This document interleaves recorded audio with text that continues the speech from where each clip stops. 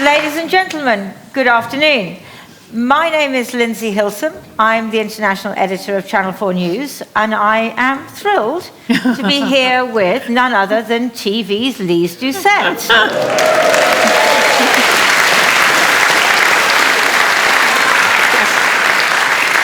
And I am thrilled to be here with none other than TV's Lindsey Hilsum. So I think before we go any further, I will introduce Lyse and her many accomplishments. But the first thing I should say is that you know that on British television we have this thing about objectivity, right? On the one hand this, on the other hand that. I'm not entirely objective about this woman, and I'm not entirely objective about this book, because I think it's a great book. I really love it. And also, she's my friend. And so what can I say? We actually began our careers in parallel. So Lyse began as the BBC West Africa stringer when I was the BBC East Africa stringer. So we kind of knew each other across the continent. And then I carried on and did what I did, and my career with the BBC went straight down the toilet, and her absolutely soared. So Lyse, who is now the BBC's chief do they call you chief international correspondent? Chief international correspondent, and also she always forgets the details. I'm a little bit younger than her. Yeah. Yes. Hashtag just saying. Hashtag. You are 6 months younger than me. On the issue of senior moments... Actually, it's 5 months. And who remembered their reading glasses and who lost them this morning? Yes? So who's going to have to borrow whose reading glasses to read a bit out of the book? Yes, I rest my case. Yes. I was telling them about your illustrious career, which has, despite the fact that you forget everything. So Lyse began as the West Africa correspondent, and then she moved on through a number of different places. She was the Jerusalem correspondent, she was Islamabad, and of course Afghanistan, Kabul, and many other places in between as well. And now you will see her on the television and listen to her on the radio, interviewing, I mean, not just the reporting. She goes out and does reporting, extraordinary reporting in all sorts of different places, but also interviews very, very high-profile people. So it's a career which requires a lot of depth and a lot of knowledge. And I know that she's reading and listening and so on to things all the time. But Lyse, why don't we start off by just telling us a little bit of how you got there? Tell us a bit about how you came from some bizarre small bit of rural Canada or somewhere no one's ever heard of. Is that right? What happened? First of all, thank you, Lindsey, for the very nice introduction. I think because I work for the BBC, I do have to tell the truth. And in truth, I'm finding that doing book festivals with Lindsey, she compliments me even more than she has done over the entire year. So it's a little bit hard for her, but you're doing a really good job. Thank you very much. But also, when I started doing book festivals, Lindsey and another dear friend of ours, Jane Wellesley, said, "Oh, you must go to Bridport." And of course, I always listen to Lindsey, and it's a really, really a delight to be here with all of you. We can't really see all of you face, but we will maybe when the questions come. And I saw some of you as we were coming in through the entrance to this extraordinary theatre. So thank you very, very much. We know you have other ways to spend your time here in this really charming place, but thank you for spending it with us. Let me interrupt there, because I forgot to do one thing, which is to thank the sponsors. Yes. And that's Johnny and Sophie Bowden. So we would like to thank them very much for sponsoring this event. Proceed. Yes. So Lindsey and I describe ourselves as professional twins, because there is this duality in when we started, where we started. And in fact that we're wearing the same colours. Yes. And in fact, if truth be told, although I love being at the same time as Lindsey in the field, another part of me says, well, it's not such a great idea, because we tend to approach the story in the same way, asking the same kind of questions, finding the same. And if I was to say, well, we focus on the human side of a story, that's not to say we're looking at a side issue, because I think one of the really it can only be called one of the most tragic elements of wars of our time, is that the front lines that Lindsey and I have covered so often, remember in the First and the Second World War, they used to talk about women and children first, that they had to be protected, and the kind of the way people spoke in that time, the norms of the society. Now women and children are not just close to the front line, they are the front line. They are targeted, and because front lines run through streets and houses, and so whereas the people we admire that paved the way for us, the Martha Gellhorns and the Lee Millers of the Second World War, they were, as women, they were told to cover the human stories, what was happening to the women and children, the hospitals, those sorts of things. Now, I think you would all agree with me, that is front and center, what really matters to all of us when we care about these wars, which seem far away, but in fact are not far away at all. But let me go back to your question, Lindsey, which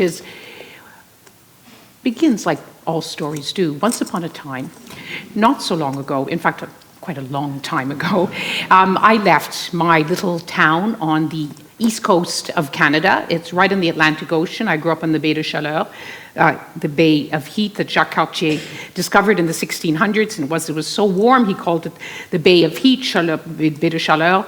Then, of course, all of his men froze to death that winter because the temperatures are already dropping. In the winter, it's minus 36 degrees. But I grew up looking out to the sea. Then I went to the center of Canada and looked up to the skyscrapers in Toronto, where I did my graduate degree. And then I wanted for all the world to become a foreign correspondent. I didn't want to start on the city desk. And everyone I wrote to said, oh, thanks, but no thanks. You've got no journalism degree, you've got no journalism experience. So I took a volunteer placement and with Canadian Crossroads International, ended up in Côte d'Ivoire in Ivory Coast. And after it was finished working in a village, I did, as small town girls do, they went to the big city. And there it was that the BBC was setting up its first ever West Africa office. And there I was, wrong accent, that really mattered then, a little bit less now. Wrong CV, in fact, no CV. I'd written a few articles for Real Estate News in Toronto, which of course set me on the fast track to fame. Wrong country. And then, as so happens in life, the clouds parted and the angels descended from the sky and they said, give this girl from Nowheresville a job. And I got a job with the BBC and I've been holding on ever since. And so you loved West Africa? Yeah, in the same, it was such it was really interesting. I just did an interview yesterday for a travel podcast. My friend and colleague Rajan Datar is doing a podcast called How Travel Made Me. And he said, what was the travel experience that made you most of all? And I said, well, I would have to say my very first transatlantic flight. And I'm sure the good people of Bridport, it's so beautiful here, I'm sure you never travel. I'm sure you travel reluctantly. Who would ever want to leave Bridport? But when you do, I am sure that you arrive like hours before your flight. But the first flight I took, I didn't realize that you have to arrive ahead of time. And literally I arrived for my flight from Toronto to New York about a half an hour before with my bulging bags. And they said, oh, Ms. Doucet, you're too late. I said, no, don't worry. I'll take my bags to the plane. She goes, no, you have to check in your bags. You can't take your bags to the plane. So this is off the record, so between you and I, not outside this lovely cinema, I missed my very first flight. You? I did, but it was a lesson because then I took a later flight to New York and found the two volunteers who were traveling with me who'd spent the day in New York airport, twiddling their thumbs because it was too early, and that was my first lesson in don't worry if you miss your flight. There's always So that's why you were late for the train this morning? yeah. Actually, I was right on time, Lindsey, the truth be told, and going to the right carriage until you stopped me and put us in the wrong carriage. But that's another story. But anyway, but I still remember, and I don't know whether you do, coming off the plane and that first impact of this heat and the noise and the feeling, and I can still remember it, about being in a culture, in a place different from my own, and I savor that moment. And the last lesson was I came down the stairs of the aircraft, and here I was. I had a graduate degree from University of Toronto, I'd often, for whatever reason, I'd studied African agriculture. To this day, I don't know why I did. God works in mysterious ways, as my mother would say. But I'd studied with African students, and I thought, I'm ready for this assignment. And the volunteer who's waiting at the bottom moves toward me and says, "Oh, Lyse, bienvenue, welcome here." And then I'm waiting for the first question about maybe something about African agriculture or African politics, whatever. I was ready. He goes, "Lyse, what's happening to Margaret Trudeau? She's dancing at Studio 54 with the Rolling Stones." And many of you will know she was the wife of the first Trudeau, Prime Minister Pierre Trudeau, and his wife, his younger wife, was off dancing in Studio 54 in New York. And they were more interested in that than they were in African agriculture. But it was the first reminder that, and you and I both, that our questions are not necessarily the questions that people want. Of course, he's interested in other things, but this was the news that he had, and he was interested in it. Yeah, and it's always an exchange, isn't it? It is, that when, yes. We consider we are foreign correspondents going out into the wide world and reporting back. But of course, that's changed a lot, hasn't it?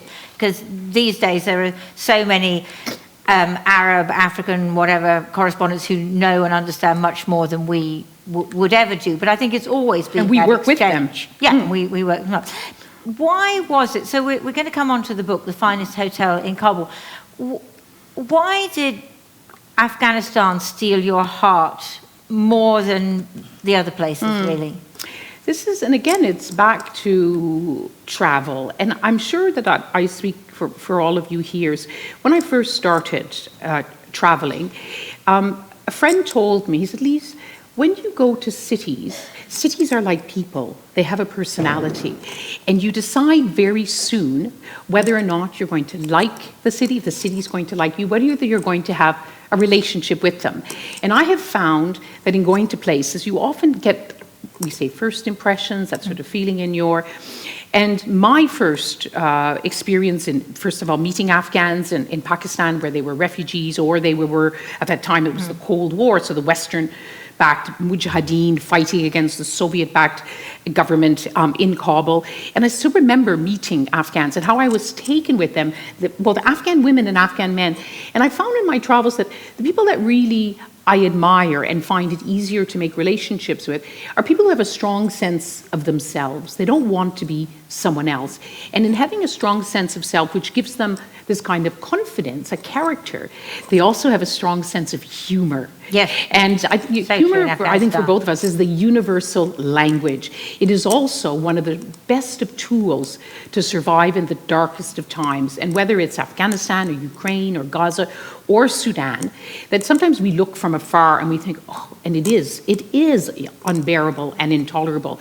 But people everywhere have to get up at the beginning of the day, have a cup of tea, and find an everyday courage to get through the day with some measure of hope, a measure of humor and humanity.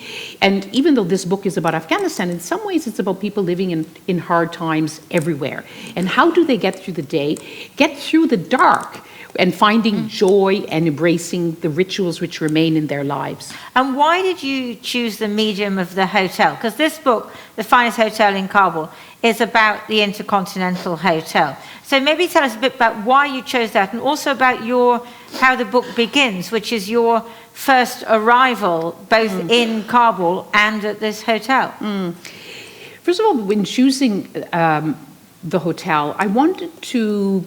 It was part of a time, and we've discussed this, about trying to find a different kind of storytelling. That in our business, we have this expression called news avoidance, which for our editor means that people are turning away from the news. Yep. They think, oh, it's so depressing, so gloomy, so grim.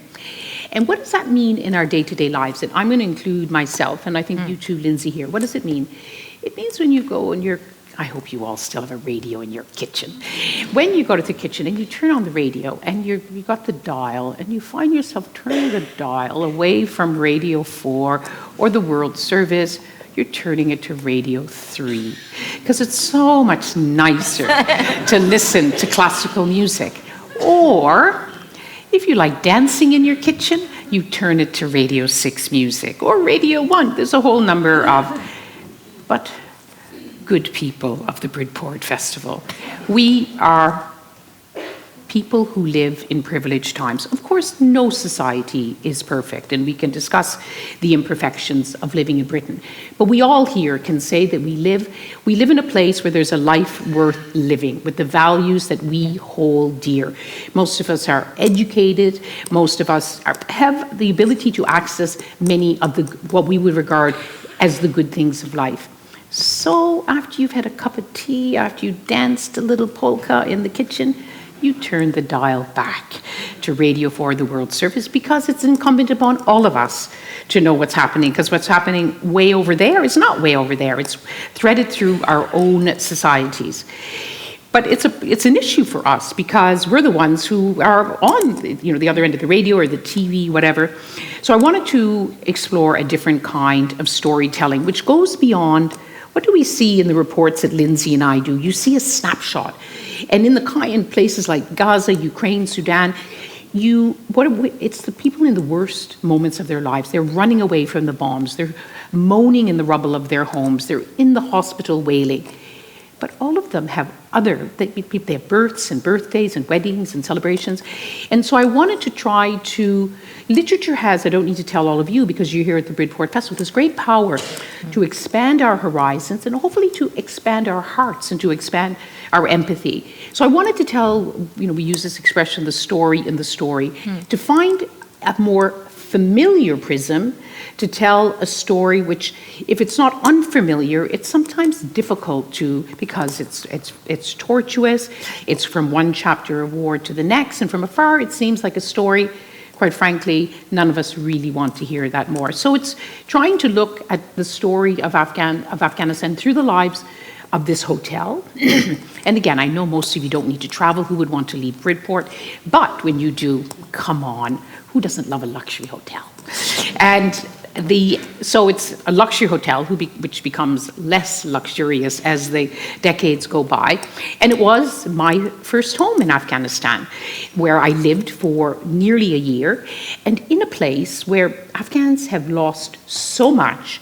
They haven't lost this deeply ingrained sense of hospitality. And this is the first luxury hotel, national guest house, really the home of hospitality in Afghanistan. And you turned up there, one day before your 30th birthday or something, is that right? You always get this wrong. Oh, sorry. Yes. It's one day after my 30th. Yeah, one day after your 30th Hashtag Channel 4. Yes. Only a little bit inaccurate, but inaccurate. Do go ahead, tell us the story. Oh, if you can stop laughing at me. You're supposed to be the butt of my joke, not the other way around. So there it was. Afghanistan was in the grip of the harshest winter in more than a decade, and that's saying a lot. It was also, as I mentioned before, in the clutches of the Cold War. That Kabul was in the... What year are we? 89? We're talking 1988. This is weeks away from what was a momentous event in history. That war at that time I'd wager, it was the Ukraine war of the time, the most grievous war in the world, the biggest migration crisis, 6 million Afghans scattered mainly in neighboring countries.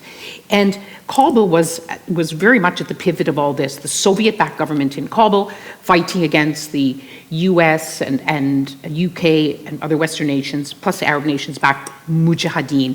And I arrived to cover the story of all stories, and that was the Soviet troop withdrawal from Afghanistan.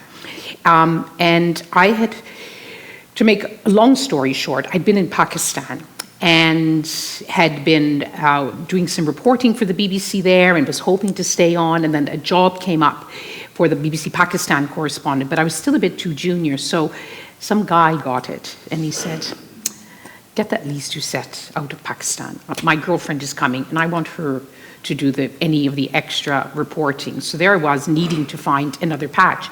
And as always, and I have found the kindness of strangers and friends. I got a visa, and the most hard to get visa of all, which is for the BBC to go to Kabul, the biggest story in the world. And I was told that there were only two places to stay. One was the Kabul Hotel in the city centre, this sort of brutalist kind of two ugly blocks. They were grimy, mustard yellow and lime green, built by the Soviets in 1945. Then there was the Intercontinental on this hill on the edge of Kabul, as I meant, first luxury hotel where there were said to be telephone lines, telex. Remember those teletype? Oh, tick, yes. tick, tick, tick, the ticker, tick, ticker, ticker, ticker, ticker, clattering away. And of course, telephone lines. Remember? Landlines plugged into the wall. If you try to put that into your pocket like this, you'll bring down the wall with you. So there were like 3 or 4 international telephone lines. There was food worth eating. So I decided in a split-second decision to go up the hill. It was Christmas Day, the day after my 30th birthday. And I came in, this is how I begin the book. I came into the lobby, and you could see that this had been the finest hotel in Kabul. It still was the finest hotel in Kabul.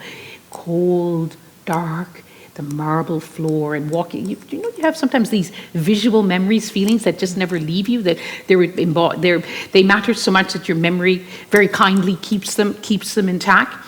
And going across the floor and looking into the far corners and seeing an ad for the Soviet Aeroflot, white and blue, and then going up to the wooden, the marble-topped counter, and all the pigeonholes. Those were times with these heavy keys that you use, big bulk. I could see that no one else was staying there, and the reception was there. And because I know you travel a little, but when you go up, welcome to Kabul. How long will you be staying, Miss Doucet? And I thought, will it be 6 days? Will it be 6 weeks? Will it be 6 months? And I ended up staying nearly a year.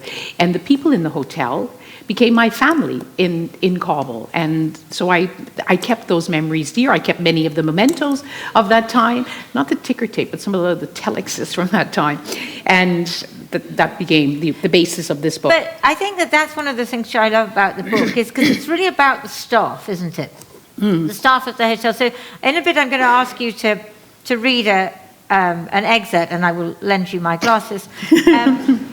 But just tell us, maybe pick up 1 or 2 of the staff, because I think, for me, one of the most touching things about the book is how you follow the lives of some of those staff members, and also the pride that they took in their jobs. Yeah, so these are stories that you would never see in any of your news headlines, that historic events, time and again, decade after decade, major world events took place in Afghanistan where the world took note, but you wouldn't have heard anything about how the cooks kept cooking at the Intercontinental Hotel, the bellboys kept lugging luggage, the weddings went on, the parties in the penthouse on the top of the hotel went on as well.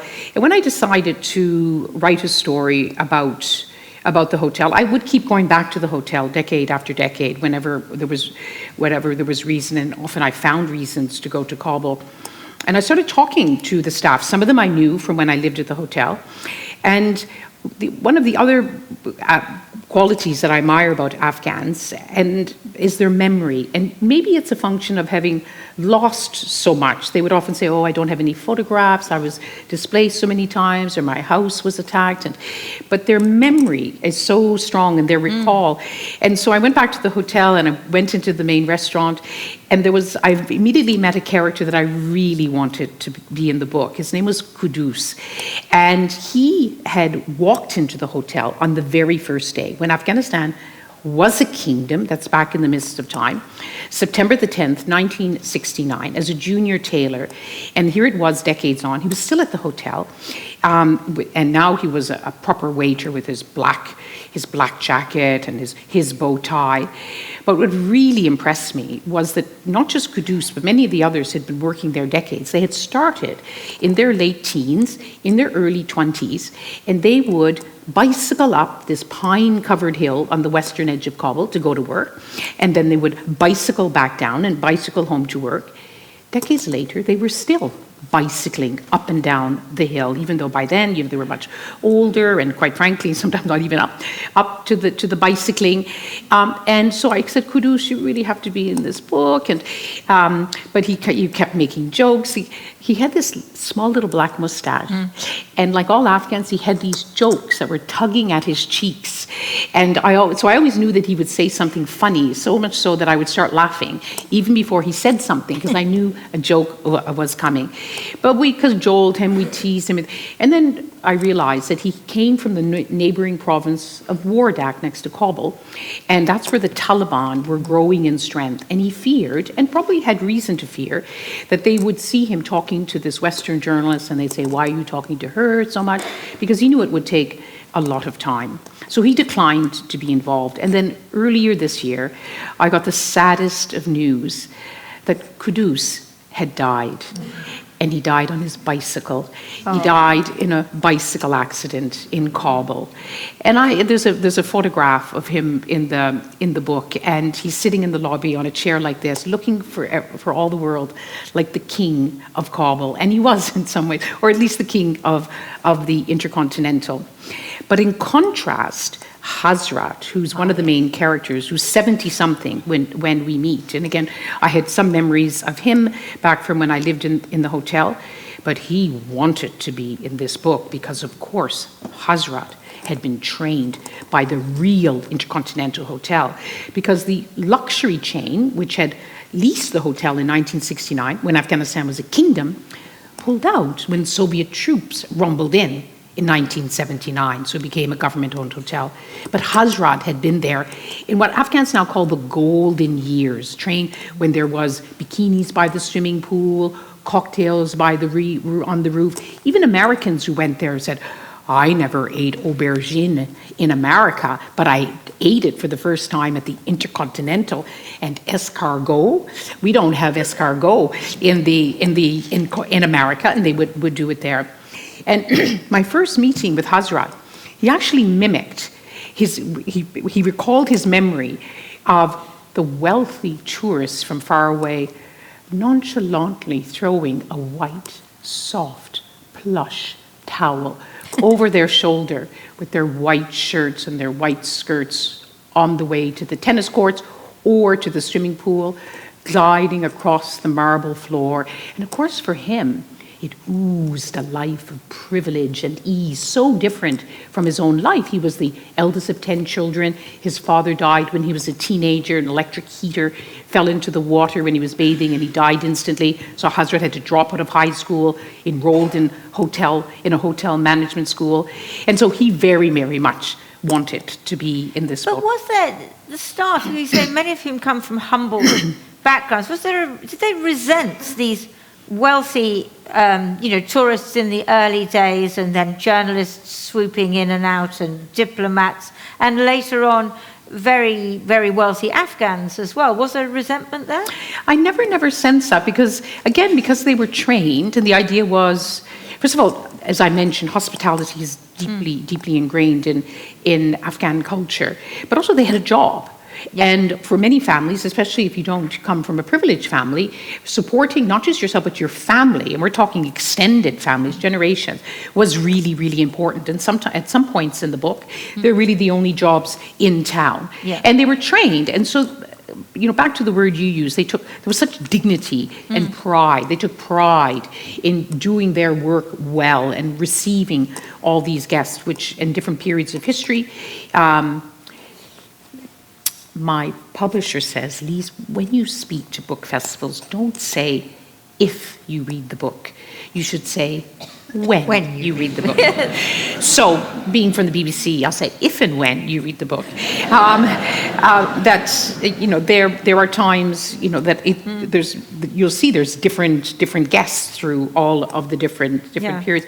But I never felt, even now, Lindsey, when I go to luxury hotels, well, not so luxury, I work for BBC, but the nice hotels, I often wonder what people think about particularly about us coming and going. I'm going to ask you to read a section from it. This is one of my favourite sections. So maybe you can give us a bit of background. It's when the Mujahideen. So the Mujahideen come to power, and they, in the chaos after after 9/11. And so do you want to read us that section? Maybe give us a little bit of background and then read us this section, because as I say, it's one of my favourite bits, because it just gives, I think, a sense of the sort of chaotic nature of change in Afghanistan. Some geographers say that the main difference in our world is not between countries, but between urban and rural areas. And this is so in Afghanistan. In fact, Afghanistan, to this day, has been a series of people from the village, whether it was the Mujahideen that were backed and financed and armed by the West, or the Taliban, which rose from the ranks of the Mujahideen, coming, rebelling against the city, what they see would be the corrupt and the kind of leadership that they wanted to overturn, or Soviet-backed or American-backed, depending on the time. And the hotel was an interesting prison, because when you had, in the case of 1992, a few years after the Soviet troops pulled out, Kabul finally did collapse, and the Mujahideen came to power. And they were literally coming from the villages, where they had never been in a hotel before, much less a 5-star hotel. Many of them had never had the pleasure of being in a 2-story building, except going up a rickety ladder onto the top of their one-story mud home. And so the collision began right at the front door, and this is where it began. Thank you for your glasses, Lindsey. It's really kind of you, yes. They're here. Mohammed Agha, the waiter, watched goggle-eyed from the restaurant door. The Mujahideen were coming into the hotel, or at least trying to. They were stuck in the revolving door. A dozen or more had somehow squeezed into its narrow sections, their protruding rifles and rocket launchers pressing against the glass. Hooting and laughing, because any excuse for a joke, hooting and laughing, they attacked the glass, battling against this strange kind of door they had never encountered before. Hotel staff and a handful of journalists cautiously inched closer, watching in disbelief. Before long, the fighters prevailed. The revolving door was smashed open to cries of Allahu Akbar, God is the greatest. Keep going. Do you want me to go? Yeah, that's good. It's not bad. Their victory was great indeed. The day before, the 25th of April, 1992, the Mujahideen had seized power in Kabul. The old order had collapsed, falling victim to backstabbing within the ruling party and backroom deals between party top brass and the Mujahideen. It was over. Almost 14 years to the day since the first communist coup had plunged Afghanistan into a decade and a half of bloodshed. The world's last and bloodiest battle of the Cold War had ended. You see, I think that's one of the reasons I love the book, is because you have this sort of, I'll have those back, Yes. that sort of close focus on the hotel, telling us, as you say, about rural and urban, and yet it's an important part of the Cold War. So this is why it works as a book, I think. Yes. You'll be glad to know I think that. Yes. Tell us a bit about being a journalist there in those days, because as you saying before, there were only 4 lines out. So how did you, it's fine gathering material. In films about journalists, you always see them, running around doing all these heroics. You never see them filing. You never see them in a hotel room desperately trying to get, some kind of communication method to work. Because if you don't make it work, then you haven't done your job, have you? You've done one part of it, collecting, but you haven't done the other part of it, communicating. So tell us a bit about filing. A friend of mine once said, the character, the comics, either if you say French Tintin or Tintin from Belgium, and he does all these adventures everywhere. And one of my friends once said, Lyse, did he ever do a story? Did he ever file a story? No, he's got all these adventures in their file. And this is it, as Lindsey says, it's the greatest thing for a journalist to be, where it's happening, to be on the ground. Lindsey and I discussed this, and it's actually physical. If I was to write a book, and I won't, again, off the records, just for you, that if I was ever to write a book about journalism, I would call it the pang. Because when something happens, you feel it physically. You want to be there. You want to be where history is happening. But the worst thing than being where history is happening is not to be able to transmit this history. And in the Cold War, in those periods, late 1980s, early 1990s, where we didn't have the ease of these phones in our pocket, as I mentioned earlier, in Soviet-dominated Kabul, there were 3 or 4 international telephone lines for a whole country, and most of them went through Moscow. And so when international journalists arrived, and the government said, we don't want those journalists writing bad things about us, that we can't even run our luxury hotel, so-called luxury hotel, they said, make sure you give them a line. So the merchants were waiting weeks for a telephone call. So I arrived there in this hotel, and I'm thinking, oh, how am I going to get my stories out? So Nazir, the telephone operator in the basement downstairs, remember those cords that you put? Hello, hello. You put what was the name? Lindsey. Pulling out the cords and pulling in the cords. And so I said, Nazir, I have to explain to you the importance of a telephone call for an international journalist. That for me, an international telephone line is more important than a husband. And he got the message.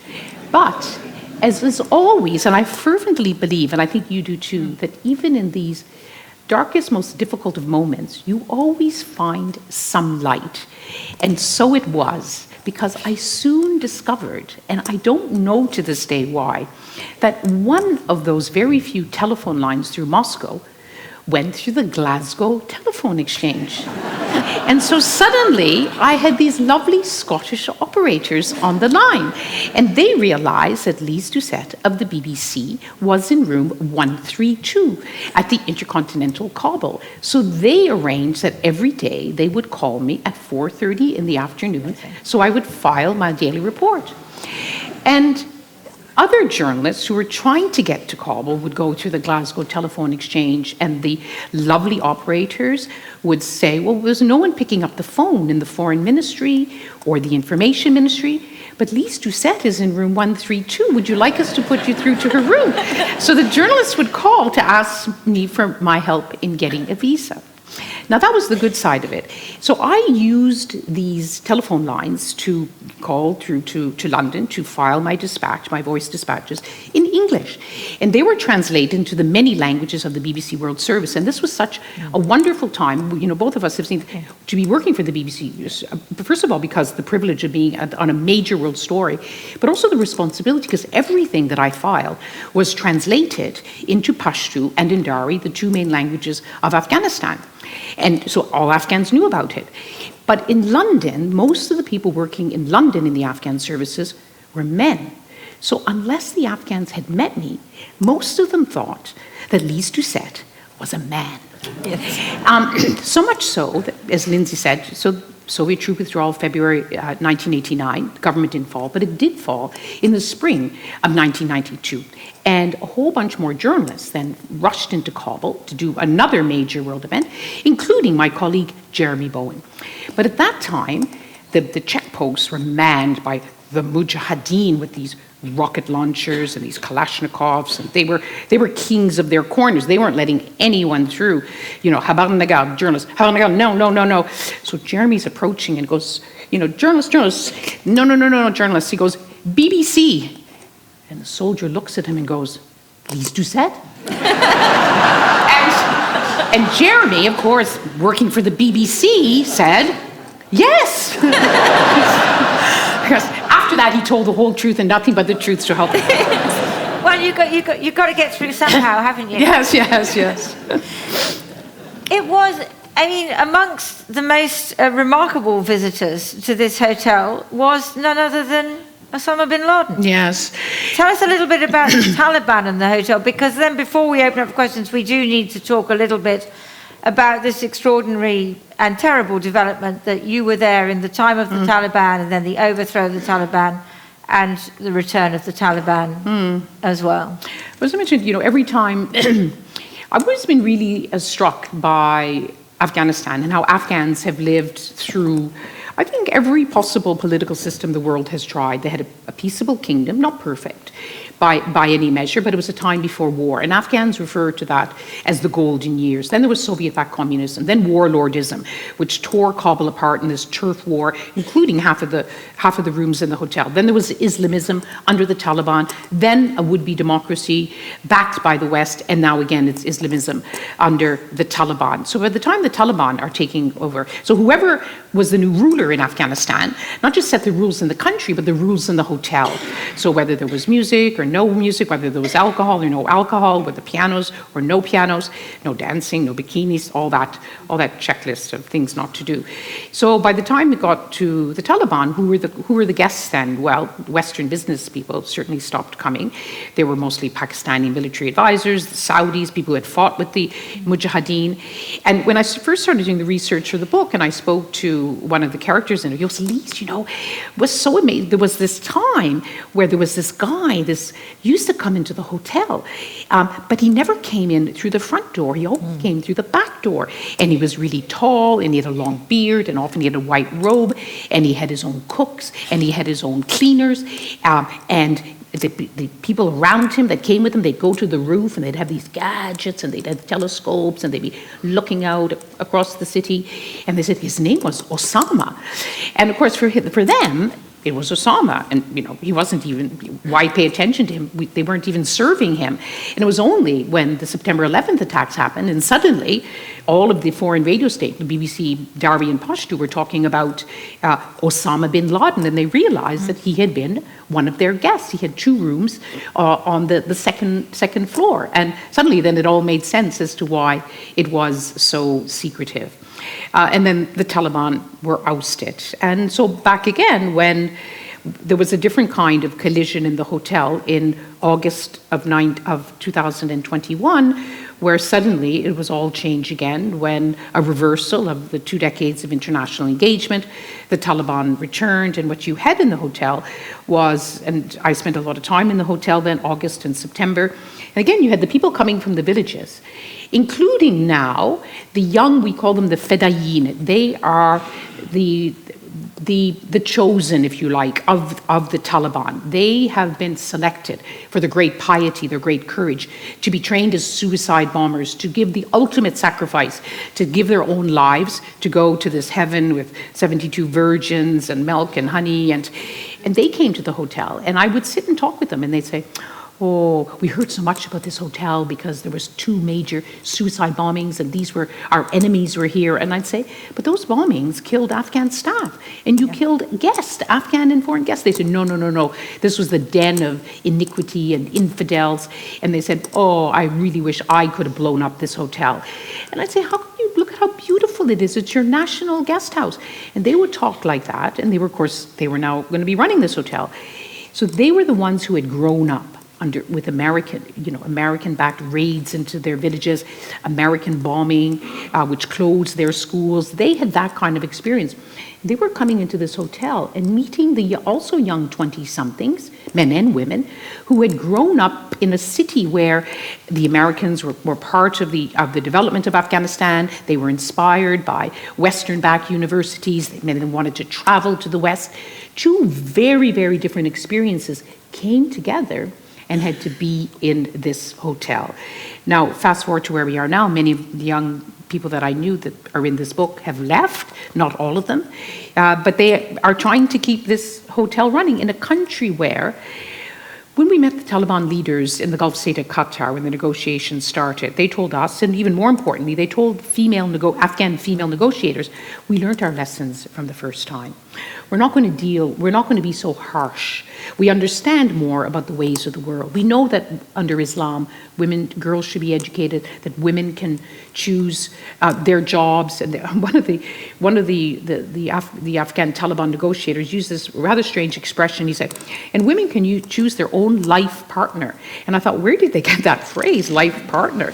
Anyway, someone did, some book they read, but as it has turned out, many would say, and the reality is such, that it's even worse than the first time round. Like with every week, there's a new restriction. And I just heard just yesterday that they're now enforcing what we call the chadri or the burqa. Yeah. Where, I mean, in Kabul, if you go now, there's a lot of women out in the streets or in the restaurants, if they can afford to be there. They don't all cover their faces, they're not all in black, but the freedoms they're being pushed sometimes it's week on week out of public spaces. Girls can't be educated past grade 6. Women can't go to university. So many jobs, not all jobs, but so many jobs are now denied to women. They can't go to public parks. They can't go even to women's only gyms. All of the books written by women have been taken out of the university, out of the bookshops. So much so that Afghan women are now mobilizing in the diaspora to call it gender apartheid, as a war crime. It's already been taken to the criminal court. And so people keep wondering how and when, for how long this will last, because of the many threads in this book is that things don't last forever. You know, as I mentioned, with every chapter, a new time, a new regime, and new rules. So at some point, it will change. But it will come from within. There won't be a big Russian invasion again. Of course, we don't know what Donald Trump will do tomorrow, but as of now, today, he's not planning to invade Afghanistan. So it will have to come from within. And the last thing I will say is the last time I was in Kabul, I met someone I've known for a long time. He's a founding member of the Taliban. And he told me, he said, 95% of the Taliban, including the leadership, do not agree with these harsh edicts. We know that Islam gives women and girls the right to be educated, to pursue their potential. But because the unity of the Taliban matters more than anything else, they haven't been able to take on the ultra-conservative emir who runs it. Some of the leaders have had to leave the country because they've been threatened, because they do speak out so critically. But at some point, it will have to come from within. I think that's a good moment to open this up for questions. I don't know if you can bring that, yes, the lights up, because, there are people in the audience, Lyse. That's nice, isn't it? So there's a couple of roving mics. I'm aware that there's people up in the, look, they're even there in the we have to take a bit away from the back. Can you hear us there? We've got about 15 minutes for questions. So what I would like to request is that you ask a question of Lyse and not make a statement or rant. If you rant, I shall give you a really, really horrible look, and you won't like that at all. So, do we have any hands up for questions? We're going to start down here. There's a lady here in the front row. Not the front row, yes, that row. Yes, that lady there. Yep, that's right. So, yeah, and then I saw one there. Yeah. Just very quickly. What's your name? It's Anke Hughes. Anke. Okay. Just very quickly, Lyse, yes. How safe do you feel when you travel to Afghanistan or to Kabul now? And when was the last time you actually went to visit? Okay, so that's first. I'm going to take a second question, which is on the far end of the same thing. So how safe you feel now? And yes, this question?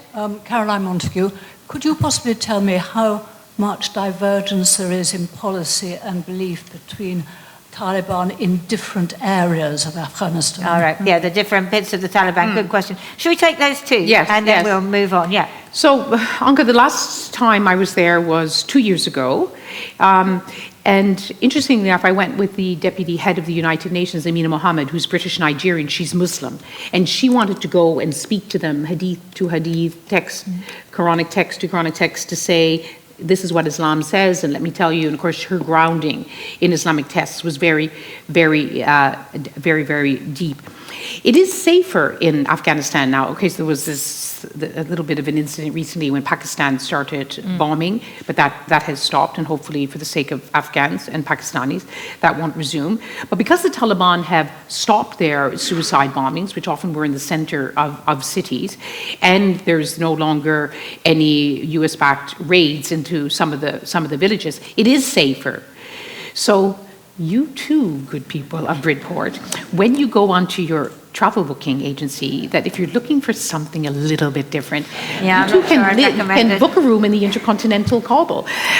It is safer, but of course it's a stunningly beautiful country, and foreign visitors, women and men, are treated differently than they treat the women. But it's tricky because some people say, well, I don't want to go in a place where women are being treated in this way. I don't want my dollars to be going to the country. So it is safer. But I think it is one of the strange ironies, because in September 2020, when I was there just after the Taliban came back to power, and was able to go to places which we hadn't been to in years because it was suddenly safe. We went out to Wardock, where before we would never have gone there because there were suicide bombings and so on all the time. Went straight out along that road, went to a village, had a long and really fascinating interview with a Talib who would never have spoken to us before. So there was a strange irony, wasn't there, particularly when Taliban first came back to power, where we felt safer and we were able to do a lot more. But tell us a little about, Caroline Montague was asking about the sort of splits within... Was that the trip where you went and interviewed that woman that I had suggested to you as the person to interview? That was a later trip. Yes.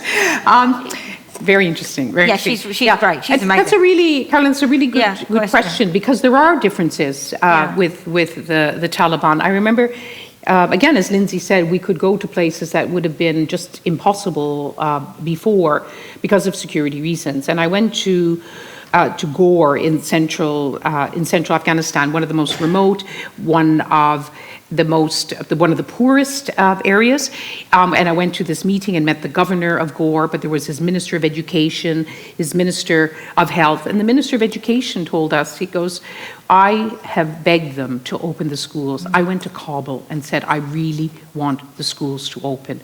And the Minister for Health, the provincial Minister of Health, took us to the hospital and showed us that nurses and doctors, female and male, were working together side by side and wanted to say to us, we understand, this is how we want to. But the governor was one of the most ferocious anti-Western governors. And in this meeting, I went there with a British charity that's worked in Afghanistan for more than 40 years, Afghan Aid. And he goes, oh, I don't know about this peace. I miss the war. I miss killing Americans. And he's saying this openly, and he's been one of the people resisting. So even in that one provincial government, you see the differences between the kind of diversion that I mentioned earlier among the Taliban. But is that between individuals or between different factions, or? No, sometimes it's often between. There are different factions and different tribes within the Pashtun, within overall Pashtun tribal group, and sometimes it's back to urban rule that women in Kabul have a greater measure, not a lot, but a greater measure of freedom. I mentioned you go to restaurants and you'd be surprised that there's a lot of women in there. At the airport, there's women who are helping with the security. But in the provinces, and I have to emphasize that even during the 2 decades of international engagement, if you went to Helmand, where the British forces were based, and you just went into some of the towns, you'd never see women. It is a deeply, deeply traditional society. But during those 2 decades of international engagement, this is because I think many of us have this question. Some of us will say it out loud. Some of it has caused us great pain, which is to say, what was it all for? We sent our troops, we spent our money, we lost lives, we put our hearts and souls into trying to work with Afghanistan, only to find that 2 decades later, the Taliban returned to power, that it failed. But I always say that it was not for naught. That during those 2 decades of international engagement, where mistakes were made on both sides, among Afghans and among the international community, including Britain, that our international engagement helped create this space in Afghanistan, this openness that allowed Afghan girls and boys to have more educational opportunities, to have more job opportunities, to grow into the most educated, the most connected generation in Afghan history, to dream bigger than any before. The Afghan girls growing up thinking, I can be a doctor, I can be an engineer, I can run for the president of this country, because women did run for president. And our mutual friend, Christina Lamb, said to me that some of the girls that she met when she was last there said to her, why did you allow us to dream? Because all of our dreams have been broken. It would be better if we hadn't dreamed. But what we are finding now, and I was just reading a story about this yesterday, about the fathers in Afghanistan now, who during those years where there was a greater openness, began to understand the importance of educating their daughters, of giving their sons a better education.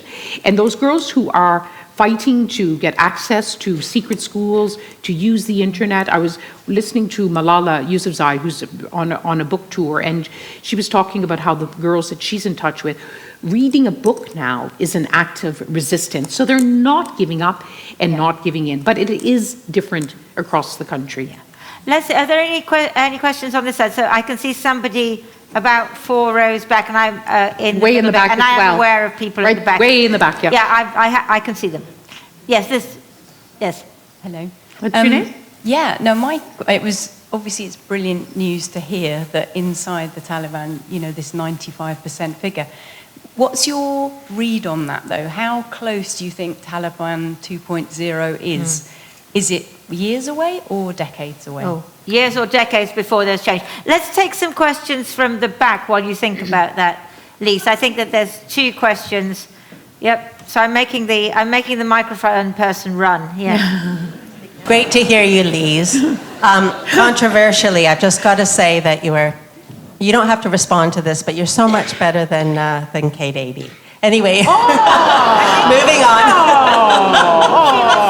I thought that would be controversial. Yeah. There's only one Kate 80, one Lyse Doucet, one Lindsey Hilsum. We're loyal to all of our predecessors. But we live in a democracy. Go on, so you Anyway, can, after that controversy, moving on. My son and I are Chinophiles. Oh, okay. He is learning Chinese Great. at school, the language and the culture. Wow. And he's 16, and if he was here, he gets quite annoyed at. We're not Pollyannas about China. It's a totalitarian government, but there's so much good, and probably unprecedented in history. So what's the question? Probably unprecedented in history, the number of people coming out of poverty. Sure. Have you been interested in, with all its difficulties, have you been interested in covering China? Because I don't think there's enough. Okay, so China. So we've got the one question here, which was the rate of change, and then we've got China. And should we take one more from the? Did somebody else have their hands up at the back? No, go on. Let's take those 2. Okay. In fact, Lindsey and I were discussing that. Lindsey, I was always impressed when Lindsey when did you go? What year? I lived in China from 2006 to 2008. And Lindsey came to me and said, I'm going to live in China. And I said, really? And said, I cannot be the international editor of Channel 4 News unless I have been on the ground in China to better understand what was happening. And I remember just being so impressed by you at the time. And on the way here, you told me the good news that you now have a visa. Yep. So why don't you answer that question about China? I think that, look, China is very underreported in this country, and it's partly because it is so difficult to get a visa as a journalist, and partly because it is so restrictive when you get there. But there is no question, if you just take the issue of tech and you just take Donald Trump and his tariffs and his complete failure to understand the power of China with the rare earths that it controls and the advances that it has made in technology in many places, far ahead of the Americans and of us. So we ignore that and fail to understand that at our peril, which is why I'm trying to go back to China and do more in China, and so should you. And listening to people, and with the point she mentioned, her son is studying, but lifting people out of poverty. Yeah, no, lifting people out of poverty, there's absolutely no question about it. But this question is really good about when you talk really about change, months, years, decades. Yes, well done to your son, because I think whenever I speak to students and they say, well, can you give us any tips, I always say learn a language. It's really a direct path to better understanding a society, in strengthening and sharpening your own intelligence, your outlook on the world, and it really gives you an advantage when you're entering a very, very competitive market. And it is a joy and delight to learn a language. One of my producers... You're supposed to be answering the question yes. about I'll just say how long. The last thing. I know it's a difficult question. Yes.